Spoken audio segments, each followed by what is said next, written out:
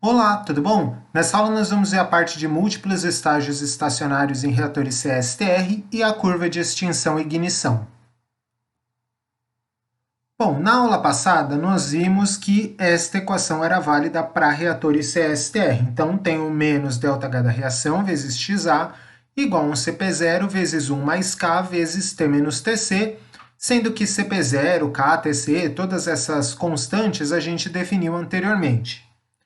Ok, desta equação aqui, eu vou separar ela em dois termos. Então, esse termo da esquerda, o menos ΔH da reação vezes XA, eu vou estar chamando de GT, que é o calor gerado. Ou seja, como ele vem do ΔH da minha reação e da conversão, ele é o calor que efetivamente aí está sendo gerado pela minha reação química.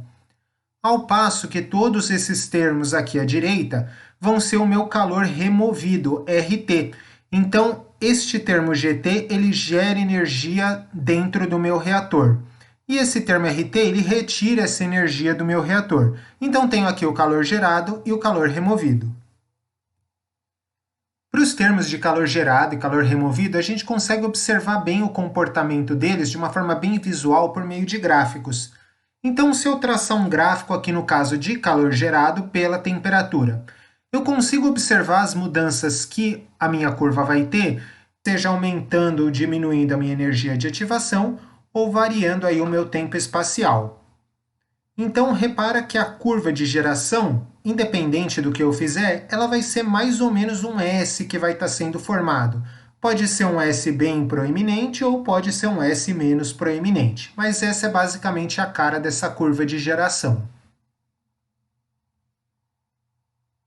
Já para o meu calor removido, se eu fizer um gráfico de calor removido pela temperatura, eu vou observar que eu tenho uma reta. Então, essa reta ela pode ser deslocada sem alterar sua inclinação se eu mexer na temperatura de alimentação, ou eu posso alterar a inclinação dessa reta aí se eu estiver mexendo no valor da constante K, sendo a constante K, nesse caso, U vezes A dividido por CP0 vezes o FA0.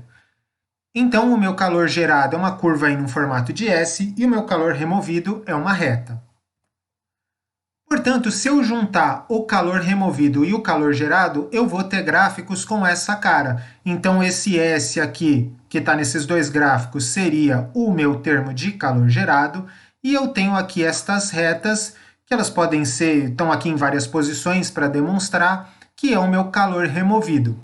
O que vai acontecer? O meu termo de calor gerado e o meu termo de calor removido, eles são uma igualdade. Lembrando só e tudo vem da mesma equação do CSTR. Eu simplesmente chamei esse cara de geração e chamei esse outro aqui de calor removido, mas eles são uma igualdade. Ou seja, em algum momento, meu termo de calor removido tem que ser igual ao termo de calor gerado. Quando isso acontece, eu consigo observar isso graficamente, que é quando a minha reta do calor removido cruza aí nesse meu S, nessa minha curva do calor gerado. Quando isso acontece, eu tenho um ponto de equilíbrio, então o calor gerado é igual ao removido. Então aqui, no caso aqui no meu ponto 1, eu tenho o chamado estado estacionário. Então essa vai ser a temperatura que eu vou ter dentro do meu reator CSTR. Ao passo que eu vou alterando, no caso aqui, o calor removido, ou mesmo a minha curva de calor gerado, eu vou deslocando esse ponto de equilíbrio aqui do meu estado estacionário. Então, aqui no caso, ele foi de 1 para 2, ele pode ir de 2 para 3 e assim por diante. Então, essa é uma forma que a gente tem bem visual de conseguir encontrar para a condição de calor gerado, e aqui no caso, para alguma das condições de calor removido que a gente escolher, as temperaturas que eu vou ter dentro do meu reator CSTR, ou seja, as temperaturas aí de estado estacionário. Portanto, o cruzamento da minha curva GT com a reta RT é o que dá o chamado ponto de estabilidade, onde a gente encontra aí o chamado estado estacionário. Agora, se eu variar a temperatura da alimentação, eu tenho um deslocamento da reta de RT, de forma que eu posso encontrar mais de um ponto de cruzamento de GT com RT. Para essas situações, eu vou ter mais de um estado estacionário, ou os múltiplos estados estacionários. É o que a gente consegue ver, por exemplo, nessa reta C. Então, para essa reta C, eu posso ter um ponto aqui em 4, que é um estado estacionário, mas eu também posso ter um ponto em 5 e posso ter um ponto em 6. Para minha reta D, eu tenho um estado estacionário aqui em 7, com uma determinada temperatura, um estado estacionário em 8, com uma outra temperatura, e um estado estacionário em 9, com uma outra temperatura. Cada uma dessas temperaturas eu estou chamando aqui de TS, para a gente poder só categorizar elas. Agora, importante, alguns desses estados estacionários eles não vão ser estáveis, mas sim instáveis. E a gente consegue observar isso aí por meio da chamada curva de extinção e ignição, que é esta curva aqui. Então, basicamente, o que eu fiz nesta curva? Ele pegou todos os pontos de estado estacionário que eu tinha no gráfico aqui. Então, tem o ponto estado estacionário 1, 2, 3, 4, 5, 6 e assim por diante. Cada um desses pontos de estado estacionário me dá uma temperatura TS. Então eu vim aqui e marquei as temperaturas TS para cada uma das temperaturas de alimentação que eu tenho. Então tenho uma determinada temperatura de alimentação aqui e tenho o estado estacionário 7, estado estacionário 8 e estado estacionário 9. Então para determinada temperatura de alimentação, tenho a temperatura de estado estacionário 7, temperatura de estado estacionário 8, temperatura de estado estacionário 9. E assim por diante. Então fiz isso para todas aquelas retas de remoção de calor que eu tinha no outro gráfico há 2 slides atrás. Ok. Quando eu faço isso, eu formo um gráfico com essa cara. Então, eu tenho aqui vários pontos. Pontos, primeiro, que vão formar uma reta aqui na parte de baixo desse gráfico, que são meus estados estacionários inferiores, e pontos aqui que também formam uma reta na parte superior do gráfico, que são meus estados estacionários superiores. Estados estacionários inferiores e estados estacionários superiores são estados estacionários estáveis. O que eu tenho entre essas retas são os chamados estados estacionários instáveis. Qual que é a diferença entre eles? Os estados estacionários estáveis, se eu tiver qualquer perturbação na temperatura, então teve algum problema no meu processo, a temperatura inicial veio um pouco diferente, ou aconteceu algum problema na remoção de calor, então teve algum problema ali gerado, alterou um pouco a temperatura. Não tem problema, eles conseguem voltar para o estado anterior. Já estados estacionários instáveis, eles não conseguem. Se eu tiver uma variação da temperatura, eu vou ter uma alteração aí do estado estacionário.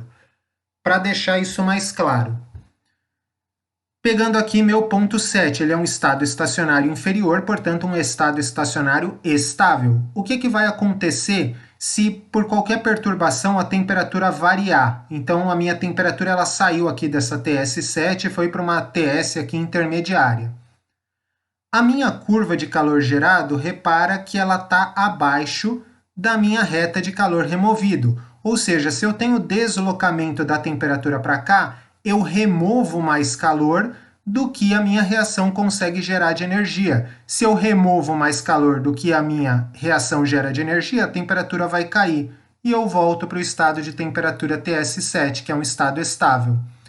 Já o mesmo passo aqui, se a minha temperatura caísse, se ela fosse um pouco mais aqui para baixo, a curva de calor gerado é maior que a reta do calor removido. Se eu estou gerando mais calor do que eu consigo remover, portanto a minha temperatura sobe e a minha temperatura volta a se deslocar aqui para o TS7. Vou lá para a temperatura 9. Mesma coisa, se houve uma perturbação, a temperatura aumentou. O meu calor gerado aqui é menor que a reta do calor removido. Portanto, eu removo mais calor do que a minha reação consegue gerar e a temperatura vai cair. Já se eu venho um pouco mais aqui para baixo, a temperatura caiu um pouco, a minha reta de calor removido ela está abaixo da minha curva de calor gerado. Então, eu gero mais energia do que consigo remover. Portanto, a temperatura sobe e ela volta para esse estado 9. Então, imagino que fica claro por que o estado 7 e esse estado 9 são chamados aí de estados estacionários estáveis. Agora vamos pegar o ponto 8 aqui, que também é o estado estacionário, mas, como a gente pode ver aqui no gráfico, um estado estacionário instável. Se eu aumento a minha temperatura por qualquer perturbação que eu tenho no meu meio, a minha curva de calor gerado é maior do que a reta de calor removido. Ou seja, eu gero mais energia do que consigo remover. Se eu gero mais energia do que consigo remover, a temperatura vai subir.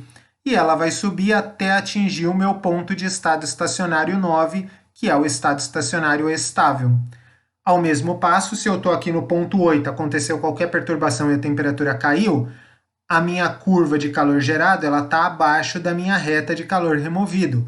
Portanto, eu removo mais calor do que eu consigo gerar. Se eu removo mais calor do que gera, a temperatura cai. E a temperatura vai cair até a minha temperatura 7 aqui, que é o estado estacionário estável. Então, repara que embora o ponto 8 seja um estado estacionário, qualquer mínima perturbação que eu tiver no meu meio, isso não é muito difícil de acontecer, já vai mudar esse estado estacionário, vai levar ele para outra posição.